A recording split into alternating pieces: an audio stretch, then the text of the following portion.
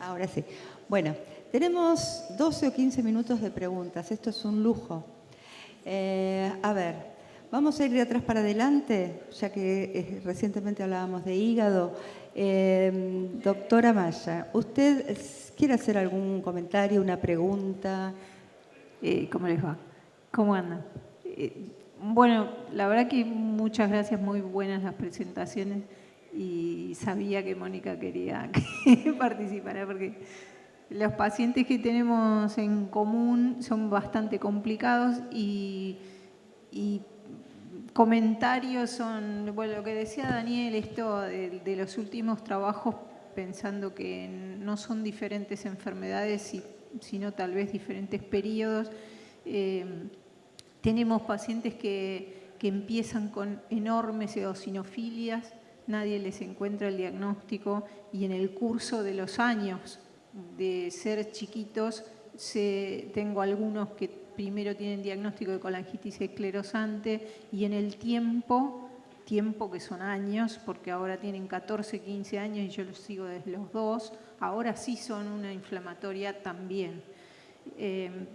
Esas cosas son medio frustrantes porque si uno quiere insistentemente usar los scores, el SCOPE y otros predictores, siempre se frustra porque al fin los pacientes no evolucionan como lo que dice alguna bibliografía. Y en eso las presentaciones son excelentes porque, bueno, tenemos desde este adolescente que hizo toda esa hermosas fotos, pero muy difícil manejo, hasta los pacientes que en un momento viene todo bien y de repente se ponen bruscamente amarillos y en el curso, eso sí está descrito, en el curso de los próximos 3 años, por más que uno haga cualquier cambio en las medicaciones, terminan trasplantados por alguna complicación con la alta recurrencia después del trasplante. De la duda y la pregunta es con toda esta insistencia en que hay que pensarlo y buscarlo, si hay alguna propuesta de plan de estudio, así como en su momento Georgina Mieli-Bergani hacía a todas las hepatitis autoinmunes una colangio percutánea de manera bien agresiva y después ahora por suerte tenemos una posibilidad de colangioresonancia, si tendríamos que tener unos planes de estudios con colonoscopías, por ejemplo, con cierta periodicidad a pacientes que estuviéramos siguiendo con hepatitis autoinmune, colangitis esclerosante. Las preguntas son para Daniel y Mónica respecto de una posibilidad ya firme o la propuesta de estudiar cómo sería lo que tendríamos que hacer, dado que ya a las hepatitis autoinmunes les hacemos colangioresonancia para ver si tienen las dos cosas, o si tenemos que esperar sí o sí síntomas para pensar en la asociación con una inflamatoria. Y otra, aprovecho y termino, otra pregunta más, es si hay alguien que tenga experiencia con algún colangiocarcinoma, porque nosotros tenemos muchos pacientes por muchos años con URSO y la verdad es que no tenemos colangiocarcinomas ni tampoco los carcinomas descriptos intestinales posibles con el temor por el URSO. Después probablemente tenga más preguntas, pero en principio esas. Muy bien. La pregunta no entiendo bien la pregunta, pero si tenemos un protocolo de estudio antes de los síntomas, de buscar, pesquisar inflamatoria asociada a autoinmunes con o sin colangitis esclerosante, si uno tendría que hacer periódicamente, y en ese caso cada cuánto, además de la colangioresonancia, una colono, por ejemplo. Sí, Ivonne, en principio hoy es un hecho que a todas las hepatitis autoinmunes, sea la evolución que tenga, ya es mandatorio pedir una colangioresonancia. ¿sí? Es decir, se pide la colangioresonancia y se ve. Pero eso tampoco quiere decir nada, porque la colangitis esclerosante de pequeños conductos o la colangitis esclerosante autimonia no se ve en la colangioresonancia. Entonces, por eso tiene toda esa dificultad. Habitualmente cuando uno hace la biopsia en la hepatitis autoinmune puede haber sospecha de daño de conductos y ahí crea una alerta. No dice que está evolucionando, pero crea una alerta. Y la otra cosa es que la evolución de la hepatitis autoinmune, habitualmente nosotros sabemos que las hepatitis autoinmunes con el tratamiento correcto curan, digamos, en el 80-90% sin tener refractariedad de la medicación. Pero cuando no empieza a tener recaída o cambios en lo que es el perfil del hepatograma, o sobre todo en la gamma GT y eso, es cuando uno empieza y abre un poco el juego para ver si esto es una hepatitis autoinmune de tipo clásica, del tipo 1, tipo 2, o este tipo 1 y tipo 2 es una consecuencia de una enfermedad inmunomediada, pero provocado por otra cosa. Y es ahí cuando extendemos un poco lo que significa el estudio. Por ejemplo, ahí yo no puse colangitis esclerosante IG4, pero si vos tenés un cuadro de pancreatitis y tenés colangitis y eso, vas a pedir un IG4 para ver si tenés alteraciones. En el caso de que esté buscando la colangitis esclerosante, como te digo, empieza a primar la gamma GT, empieza a bajar las transaminasas y empieza a primar la gamma GT, ya la sensación que tenés es que va vertiendo ese cuadro hacia otro cuadro. Y a mí me gusta, compro mucho eso de Amanda Risciuto, porque esto no es un trabajo, es un trabajo que hay que creerlo, porque es un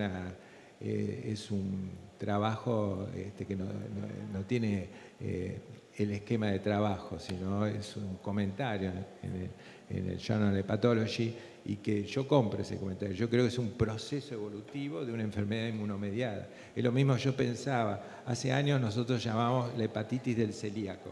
Entonces decían, bystander hepatitis, ¿sí? ¿Qué es bystander? ¿Tenías hepatitis? Y bueno, tenías hepatitis. Pero era una enfermedad inmunomediada por el gluten, digamos.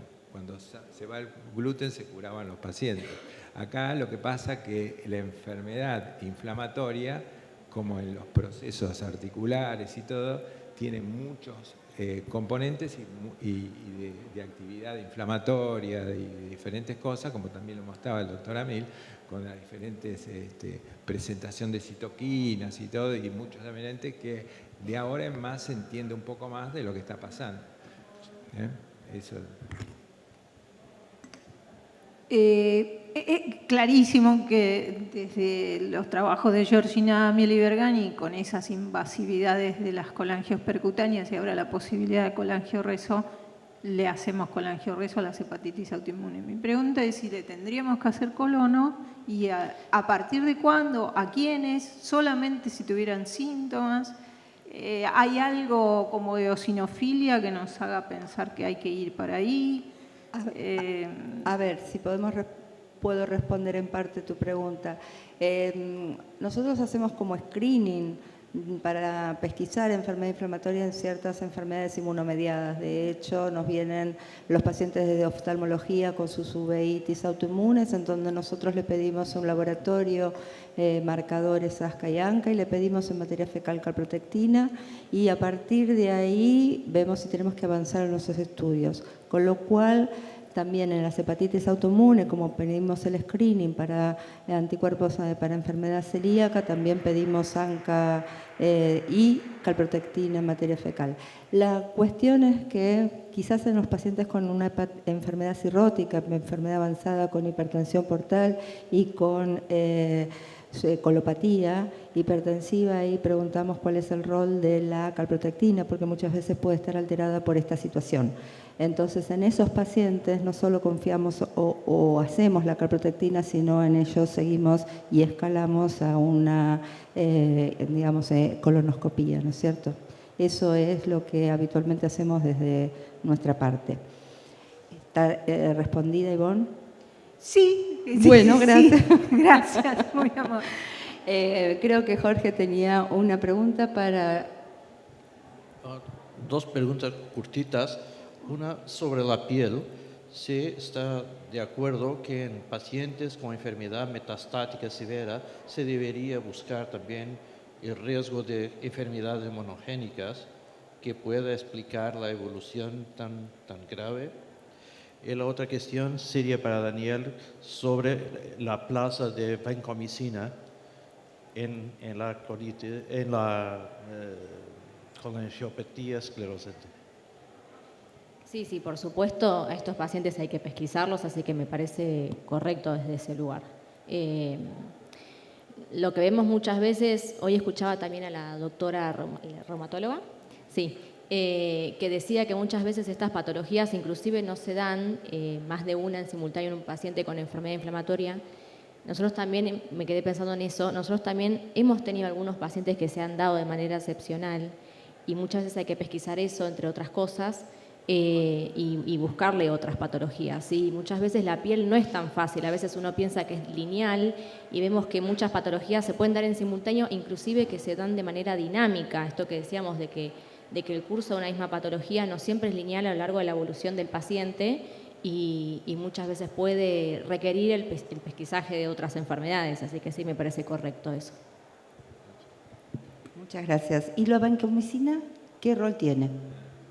Bueno, gracias por la pregunta. Yo no quería hablar de la vancomicina, pero como me hacen la pregunta, me obligan, entonces son los responsables ustedes. No, ¿por qué? Digo, porque la vancomicina está en debate y tiene muchos años y hay muchas publicaciones que dicen el éxito de vancomicina y que vancomicina... hay que darle vancomicina a un fenotipo especial de enfermedad inflamatoria, lo que es pancolitis con vancomicinitis.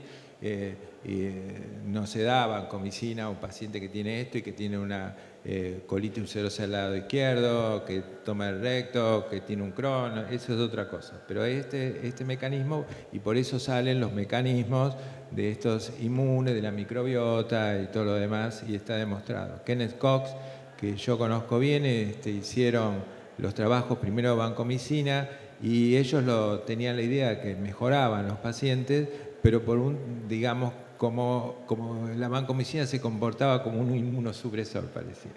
Pero en realidad no se comporta como un inmunosupresor. Está cambiando los fenómenos de microbiota, lo que es del leak biliar, digamos, ese tipo de cosas.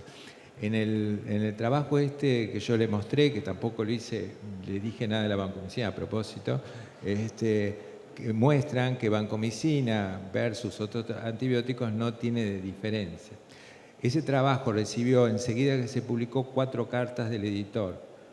Uno de ellos es de Peter Lewendon, que es una persona muy seria que ha trabajado mucho, criticando el comentario que decía que la vancomicina no tenía ningún efecto, porque en realidad el trabajo es retrospectivo y no se sabían las dosis de vancomicina que habían recibido. Le contestaron haciendo una figura de 1500 de dosis y eso, pero realmente no lo es. Yo particularmente creo que a mí me hace un poco de ruido trabajar tanto con un antibiótico tanto tiempo. He visto en los congresos internacionales gente que, sacándole IgG4, ¿no? Gente que presenta el éxito con vancomicina y el problema que tiene esto, que se presenta éxito, nunca se sabe cuándo hay que interrumpirlo. Porque uno dice, bueno, ¿y cuándo lo interrumpo? Y cuando lo interrumpo recae. Entonces no se sabe. A mí me parece interesante este paciente que yo mostré, recibe vancomicina, y lo que me llama la atención es que estoy sorprendido también como que la vía biliar, yo particularmente creo que la vía biliar general está mejor y la estenosis, bueno, ya no puedo llegar a eso. Pero sí, es un tema muy interesante, creo que va a estar y están los estudios nuevos y creo que hay que prestar atención a la vancomicina. Gracias, Daniel. Y yo voy a hacer una última pregunta, porque así cerramos, aunque ya creo que estamos en tiempo. Como para resolver nuestro caso clínico, este paciente, suspendiendo el infliximab, mejora su patología y su reacción en piel, pero sigue con mucho dolor y su sacroileitis y su parte articular es que no lo estamos controlando. Entonces nos preguntábamos, ¿con qué seguimos? Este paciente tiene 16 años. ¿Es pasible de upadacitinib? ¿De un UPA? UPA. Bueno, en realidad yo creo que les mostré un poco toda la historia de lo que tiene que ver con los fenotipos antes de responder, porque claramente no tenemos una respuesta, si no ya se lo hubiéramos puesto. Obviamente, les mostré la idea de cómo pensamos nosotros. Pensamos desde el fenotipo clínico, más allá la producción de citocinas y sobre esa producción de citocinas ir a trabajar. Si el paciente lo que tiene es una sacroileitis activa y el intestino no está bien, pero la sacroileitis está activa, nosotros sabemos que tenemos que ir más por el eje IL-23 y IL-17. ¿Pero qué tenemos hoy en el mercado para ese eje? Desde el punto de vista reumatológico, secukinumab, que es una droga que no va para la enfermedad inflamatoria intestinal. Entonces no la elegiríamos. Y ahí es que yo hablo de la transdisciplina, porque necesito pasar los límites de mi especialidad para que la especialidad gastroenterología me ayude a definir esa sacroileitis en un paciente que hoy el intestino está bien, pero que sé que tiene un marcador genético porque tiene un NOT2, que lo sabemos, y que es un factor de riesgo y la tiene la enfermedad inflamatoria intestinal diagnosticada. ¿Qué le pongo? Creo que podemos ir por el lado de los inhibidores JAK, que los inhibidores JAK sí pueden ir por la sacroileitis, la entesitis y la enfermedad inflamatoria intestinal, pero no los tenemos aprobados desde el punto de vista reumatológico. Hoy por hoy, para pediatría no los tenemos aprobados. ¿Los podemos usar off-label? Los podemos usar off-label, pero me parece que el pensamiento tiene que ir liderado desde el fenotipo clínico, el perfil de citocinas, ya que tenemos lo ideal que son un montón de tratamientos target. Y esa es mi respuesta. Seguiremos. Bueno, ¿permitimos alguna pregunta más? Parece que no, ¿no? Vera.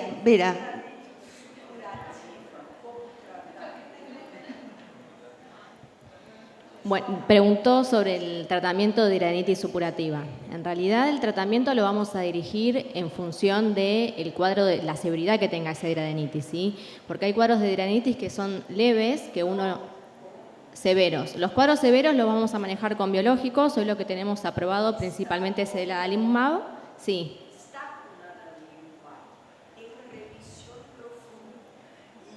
Y aparecen esas lesiones. ¿Es una paciente que tenés? Ah. Bueno, a ver, por lo general lo que podemos hacer, bueno, muchas veces lo que podemos hacer, nosotros tenemos también pacientes así, lo que podemos hacer es asociarle algún otro fármaco sistémico que le inmunomodule, o sea, recordemos que tener un biológico no significa que no pueda recibir otro fármaco, ¿sí? Recordar que también se le puede asociar algún antibiótico que tiene propiedades antiinflamatorias y que una vez que logramos que esas lesiones inflamatorias se desinflamen en las axilas, que obviamente son cuadros severos, sí programar eventualmente la cirugía, porque si no resecamos todas esas lesiones de hidradenitis, va a persistir, va a recidivar. Entonces, primero lo que vamos a hacer es desinflamar, buscando bueno, el fármaco que sea de elección sistémica para ese paciente y sí es muy importante programar eventualmente la cirugía.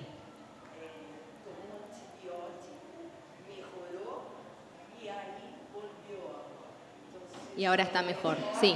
Eso es importante, ¿sí? Tener en cuenta porque no hay muchos lugares que hagan cirugía de hidradenitis, ¿sí? Nosotros en el hospital tenemos pacientes así severos, así que eso es importante. Muchísimas gracias a todos por la participación en esta mesa. Gracias, realmente ha sido un placer tenerlos.